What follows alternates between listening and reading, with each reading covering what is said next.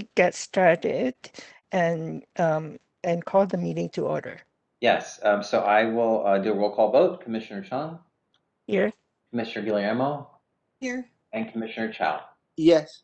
All right, with your permission, we can move on to item 2, which is the approval of the June 1st, 2021 committee minutes. Okay. Do we have a motion to approve the minutes? I'll move to approve. Second. And do we have public comment for this item, Mark? Folks on the public comment line, please press *3 to raise your hand in order to be acknowledged. This is item 2, the minutes. No public comment, Commissioner, so I'll do a roll call vote. Commissioner Guillermo, Yes. Commissioner Chow, Yes. and Commissioner Chung. Yes. All right, thank you. Item 3 is the monthly contracts report. Ms. Ruggles. Hey, good afternoon, commissioners. I'll just jump right in. And if you have, I didn't receive any supplemental questions on this, so hopefully I think these are pretty straightforward, but we have representatives for most of the contracts that I'm about to talk about. So just launching in. The first contract on the report is Bayview Hunters Point Foundation. This is their substance abuse disorder contract. We also have a mental health contract. This today is an amendment, and the purpose of the amendment is to extend the term of the contract. We last brought this to you when it was a new contract after following an RFP on June 6, 2017, and there really hasn't been much that has changed. But this is a program that provides methadone and buprenorphine to adults that are 18 years and older. I sent you a separate performance monitoring report, which is the standard format that we've been using, which we didn't have last month. So I think Commissioner Guillermo brought that up. But anyway, this is what it looks like. Unfortunately, it's a little, well, what's going to be happening in this year, and we can talk more if there's supplements, but the way that program monitoring has been occurring for 1920 is that they have been doing the monitoring. Some of the cycles are a little bit delayed, but they're not scoring it. So each category has a score of 1 to 4. And so they're not scoring it simply because of the chaos and changes in programming from the original contract as a result of COVID. So in the case of Bayview Hunters Point, this contract, the name of the program is Methadone Maintenance, is the one that's the umbrella. They did review the contract, and they were commended for excellent performance on most of their performance objectives. It just wasn't rolled up into a score, but we don't have performance issues to bring to you today with respect to this contract. So that's all I have. If you have other questions, let me know.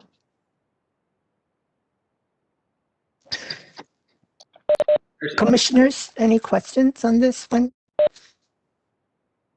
It seems pretty straightforward. Actually, the entire report seems pretty straightforward. So appreciate that. Okay. So let me just see something. The next two contracts, I'm gonna go over San Francisco Community Center, otherwise we previously called it Asian Pacific Islander Wellness Center. But this contract and the next one, the San Francisco AIDS Foundation, is the same issue in that because of COVID, we were unable to complete and finalize and negotiate and the whole works for an RFP that would continue these services on an ongoing basis.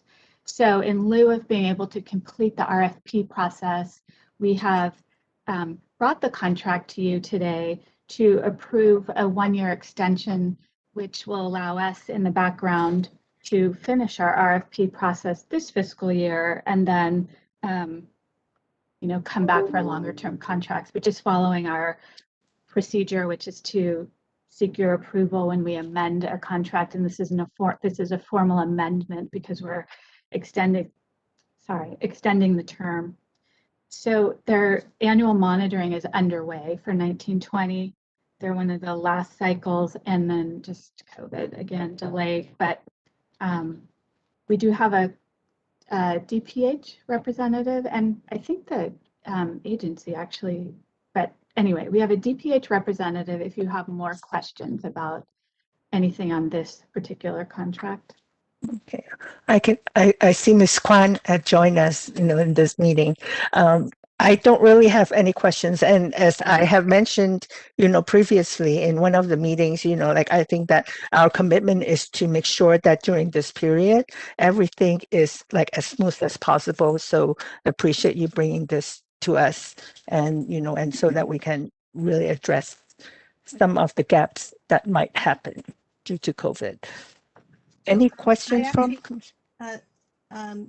I had just a procedural or administrative question about this. Yes. So if this is a new contract for 1 year, so that when the RFP process is completed, will we then be brought a new contract again for the actual period?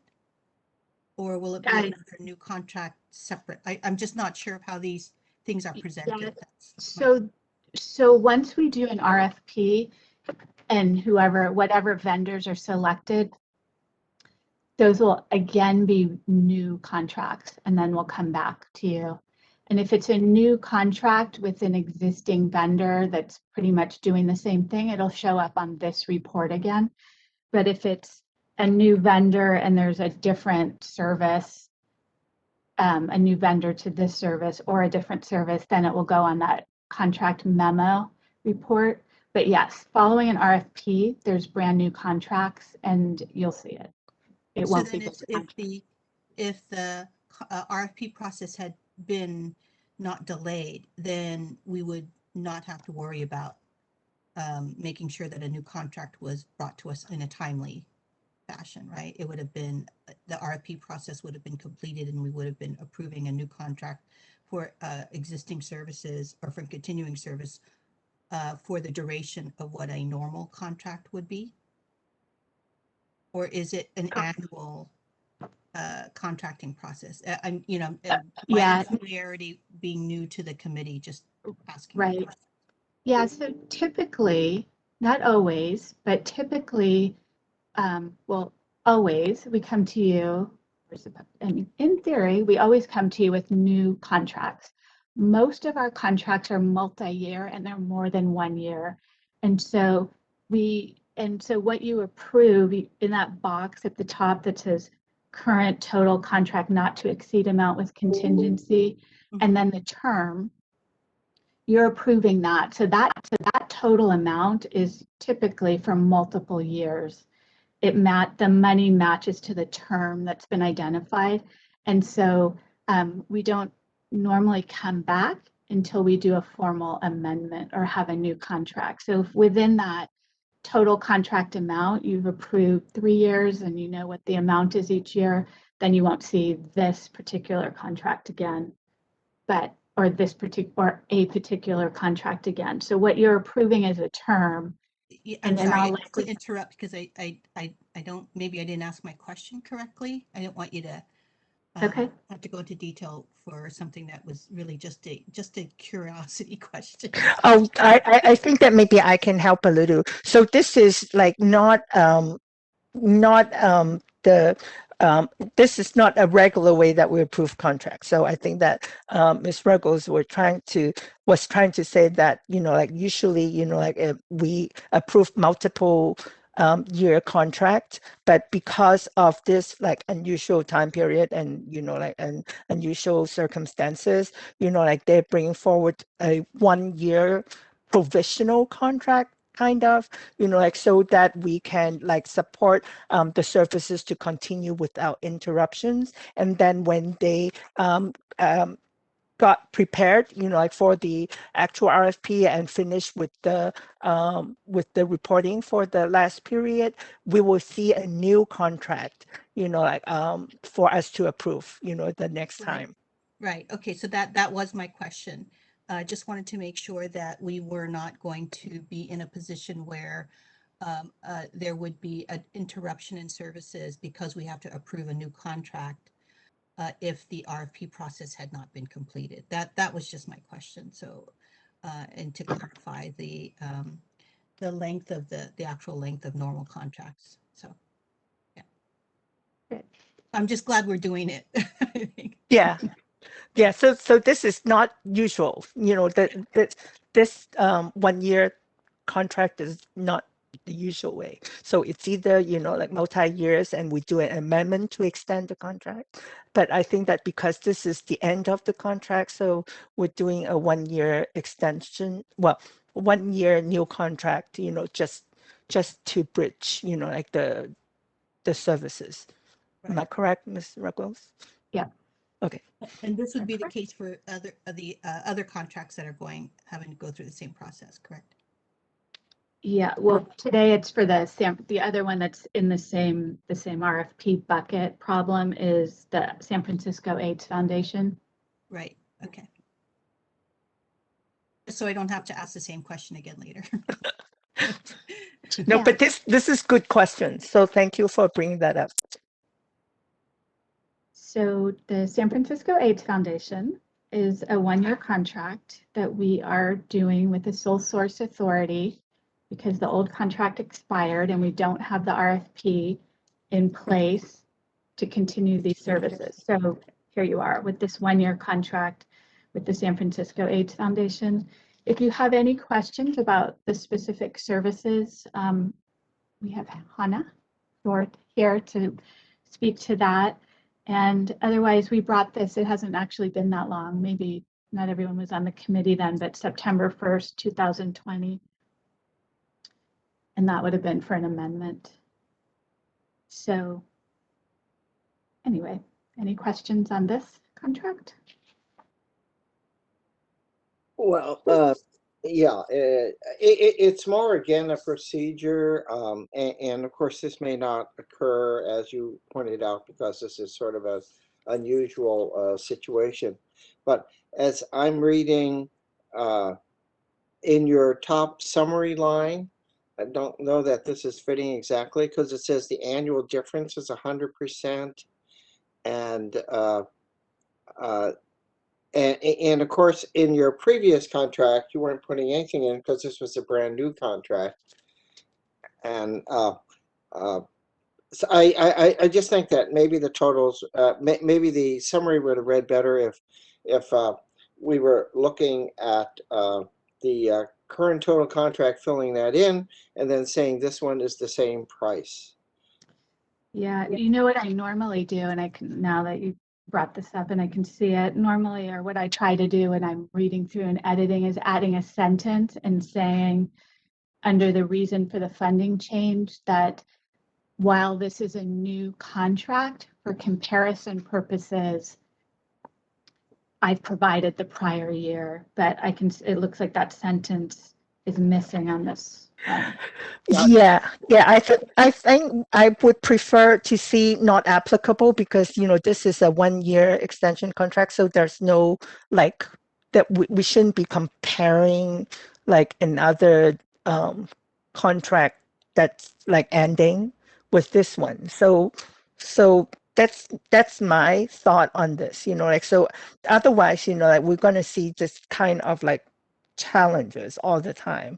Like if we have any things that we need to have like emergency, contract for a year to bridge the service, then that will always show up pretty much, as a very high percentage.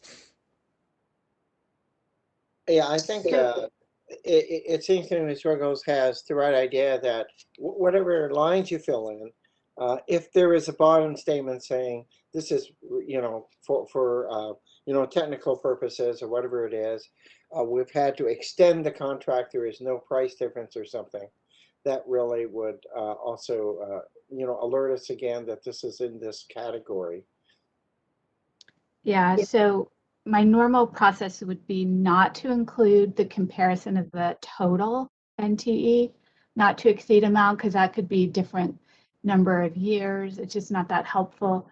But in the past, it's been requested to just include the amount, but it is missing the sentence that says they're not the same contract for comparison purposes. So I can either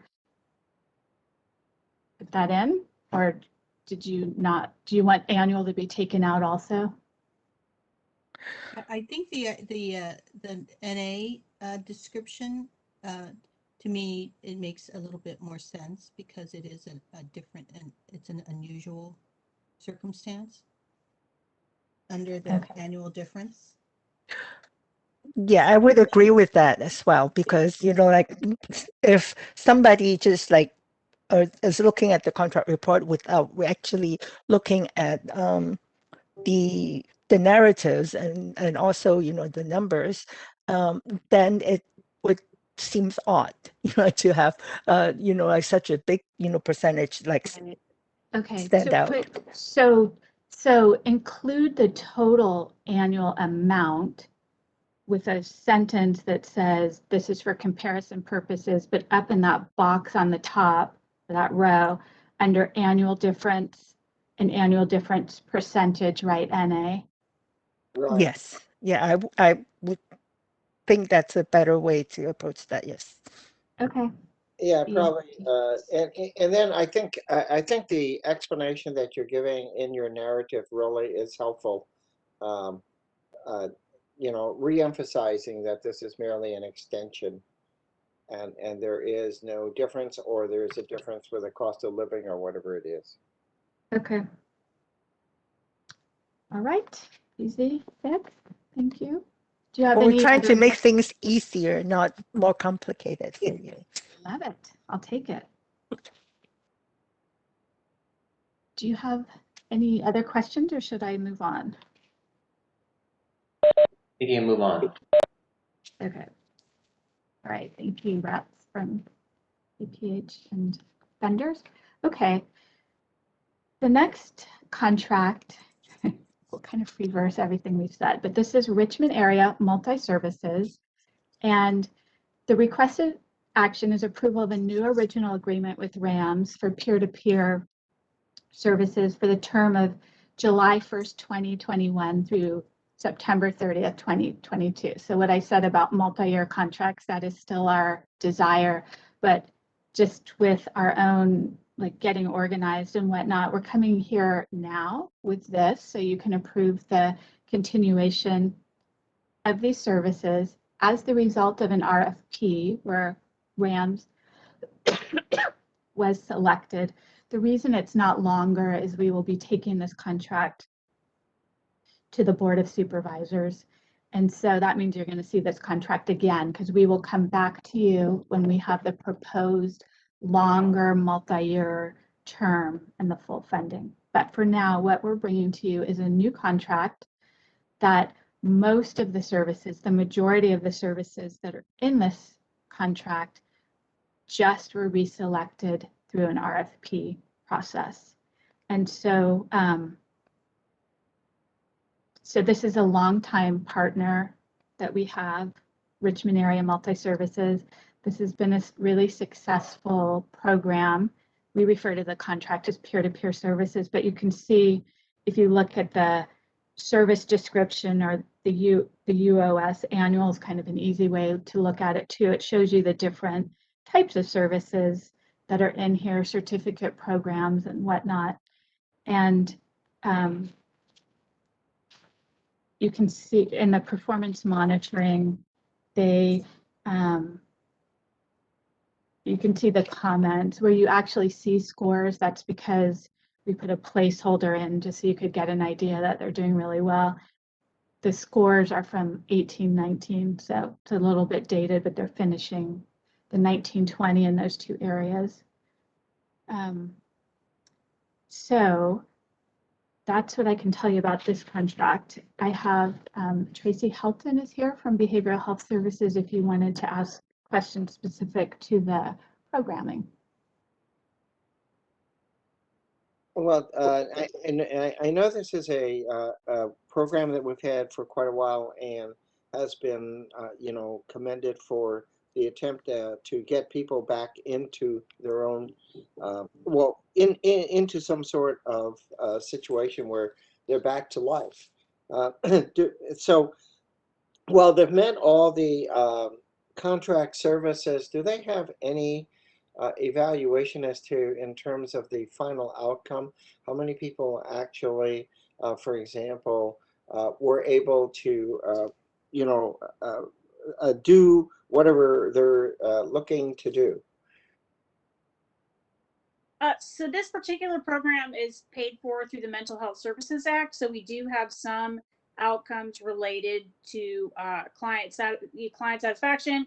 Also, there have been numerous staff people that have gone through these programs that have been hired in the civil service system. So there's basically sort of a twofold outcome. One is for the benefit of the clients, and one is for the benefit of the people who work there, many of which have had mental health issues themselves or are family members of people who have had mental health issues. So it's not a defined benefit as part of the program, but it's a secondary benefit of the program. And so we, as a civil service system, have actually poached quite a few of the employees there to work in our various parts of our system over the years, and are working in various parts of the civil service system. They've also had staff members go on to become therapists and work in other parts of the mental health system outside of San Francisco County. Very good. Yeah, I think that we've had these presentations in the community and populations health a while ago. And I was really impressed because of the leadership development component of this peer-to-peer program, if I remember correctly. Very good. I'm really pleased that the program is as successful as it sounds, and that we're getting also the benefits for getting workers that are able to do the peer-to-peer in the outside world. That's great. Yeah. And good to see you, Ms. Helton. See you.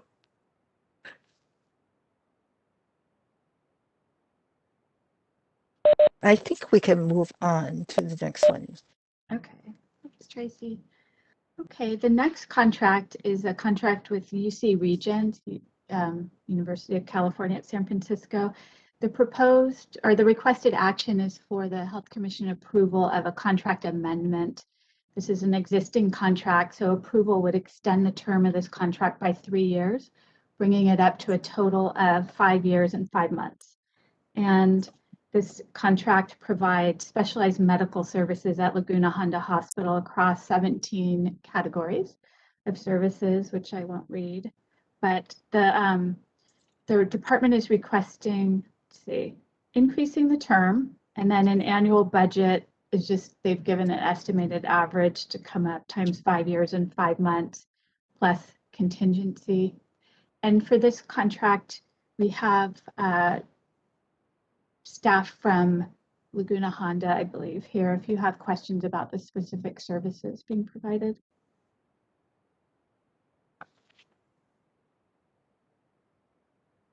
I guess my only question is, are these on demand, or are they regular service? I'm looking particularly at some of the clinical ones like nephrology and neurology, and are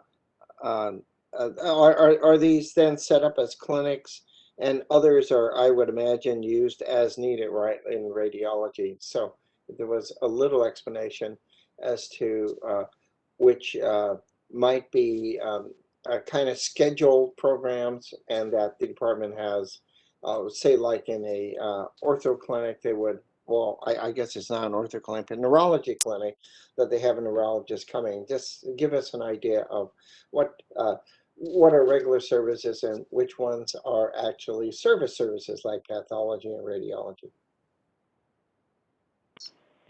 Good afternoon. Can you all hear me? Yes. Hi, it's Dr. Hathaway. Good morning. Good afternoon, commissioners. Dr. Chow, just to answer your question, these are both scheduled and, as you call it, as needed. These are our outpatient clinical services in our clinics here for all the 17 services, plus radiology for all those films that are done on site here but read at Zuckerberg. This also includes our EKG readings that are done here but read at Zuckerberg. And the pathology services, these are as needed only if we have samples to send at Zuckerberg. And so those that are as needed, do they get a fixed amount, or is that drawn upon? I'm just trying to understand how the annual rate is working. I believe it's a fixed amount.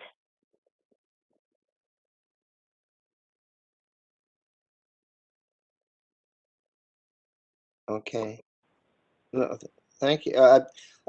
There's quite a change from like a number of years ago when we were actually using outside contractors. So this probably actually improves the quality of the consultations that we're getting. So I think it's great that we've developed a relationship to bring this type of expertise to our Laguna Honda patients. Or residents, I should say. Right. Thank you, Dr. Hathaway.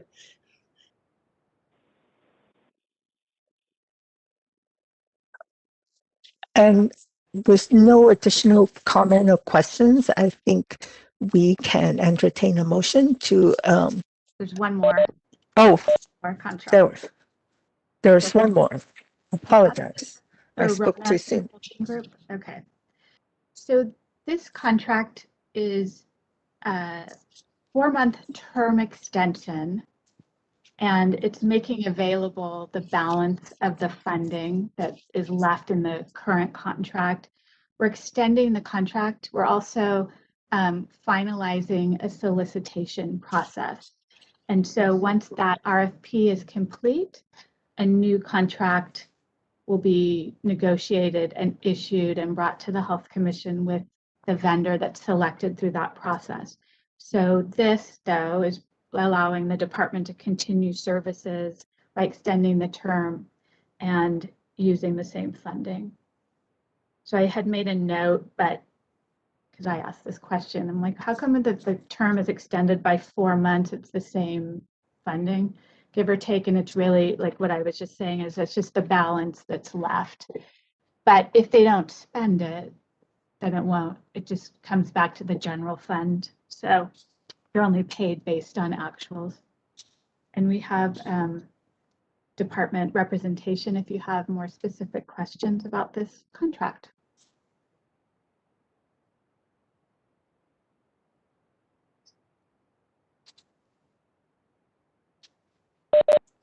Any questions, commissioners? I have no questions. Yeah, I have no questions either. I have to confess, I actually missed this entire contract when I first look at the report. Yeah, so I didn't even notice it until now. So thank you, appreciate it. Commissioner Chung, may I take questions? Can I check with the public to see if there's any questions before? By all means, please do. Great. Folks on the line. Oh, great. I see a hand up. I will give you 2 minutes on the clock. Person on the line, and I'll mute you, and you are now able to talk if you'd like to make comment. Caller, are you there?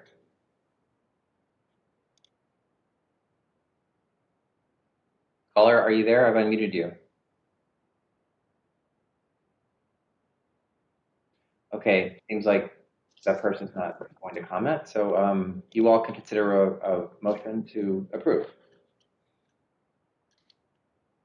Do we have a motion to approve, to add this to the consent calendars for the commission's approval? I'll move approval. I'll second. Also, Okay. roll call vote. Commissioner Guillermo, Yes. Commissioner Chow, Yes. and Commissioner Chung. Yes. All right, the item will be placed on the consent calendar. Thank you. Item 4 is a request for approval of a new contract with United Audit Systems. So I think you have it before you. I'll just introduce it and then turn it right over to the DPH administrator. And it's a request for approval of a new contract with United Audit Systems in the amount of $1.4 $6,990,000, including a 12% contingency to perform remote coding services for the term of July 1, 2021 through June 30th, 2022. And I believe Diane is here from the hospital. If you have questions or to present, actually. Yeah, this is Diane. I'm here as well as Tammy Higgison, who is the coding director, should you have some questions.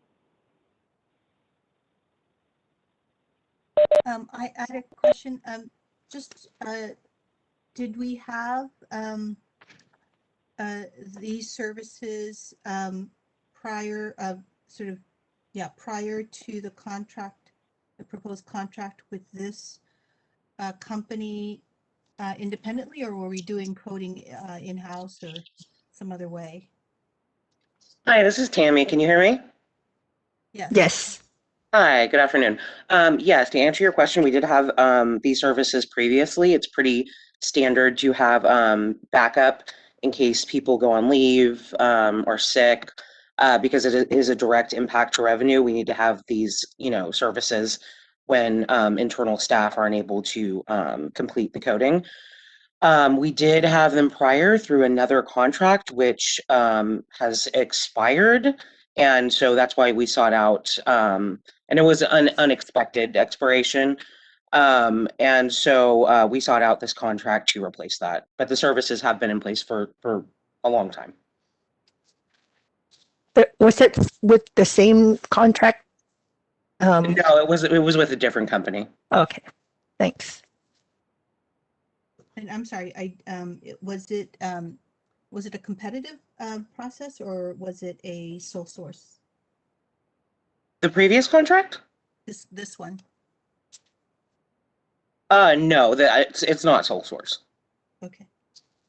So I'll just add to this, you can see at the end of this, or kind of in the middle of the back page, the Department of Public Health has we have a group purchasing authority, which is called Vizient, and the administrative code allows us to use this group purchasing authority, and it's the group purchasing authority that does the solicitations formally for us, and then we sometimes will do, and I don't know in the case of this, maybe Tammy does know, but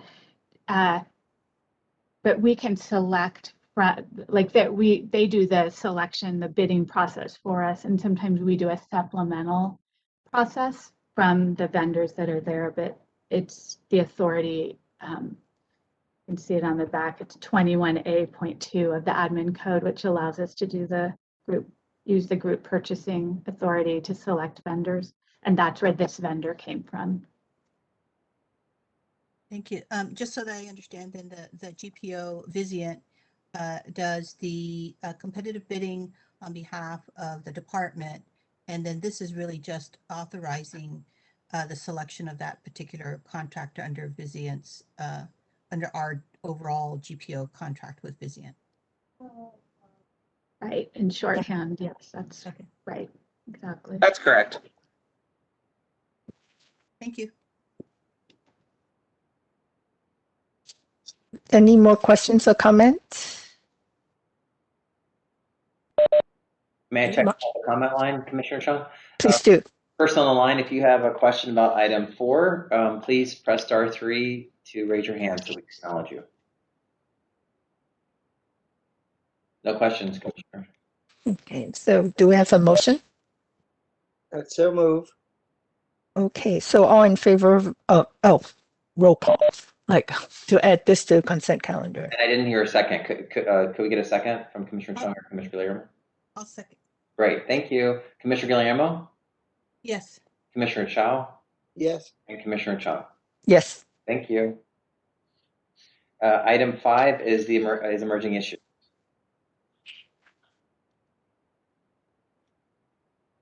First on the line, if you'd like to make comment on item 5, emerging issues, please press *3. All right, we can move on to item 6, which is public comment. person on the line, if you'd like to make general public comment about any topic that's not on the agenda, you can press star 3 to raise your hand. Looks like there's no public comment, commissioners, and we are now at a consideration for adjournment. Okay, do we have a motion to adjourn? Move to adjourn. Second? Vote, Commissioner Guillermo, Yes. Commissioner Chow, Yes. and Commissioner Chung. Yes, All right, thank you all for joining us today. nice and short. We'll see you back at 4.